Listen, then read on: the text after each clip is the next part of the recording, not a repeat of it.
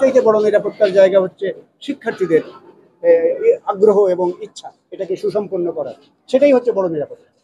সবচেয়ে বড় নিরাপত্তা হচ্ছে শিক্ষার্থীরা, তারপরে আমাদের ছাত্ররা, তারপরে আমাদের অভিভাবকরা, আমাদের এলাকাবাসী, কুলালপাড়াবাসী, মদনহাটবাসী, আমাদের এই যে ফতেপুরবাসী, সবাই চাচ্ছে এই ইলেকশনটা যেন সুন্দরভাবে হয়, যাতে চট্টগ্রাম বিশ্ববিদ্যালয়ের ইমেজ সারা দেশে এবং বিশ্বে তাকিয়ে রয়েছে, এটা যাতে সুন্দরভাবে হয়। আপনারাও সম্মানিত হবেন, আমরাও সম্মানিত হব, এবং এটা জাতীয় নির্বাচনের একটা রিহার্সেল। তারা তো জীবনে ভোট দেয়নি,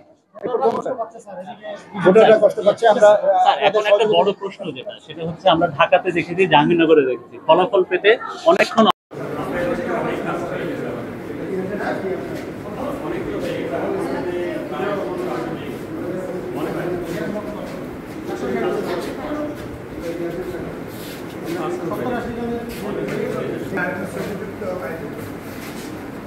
Gracias.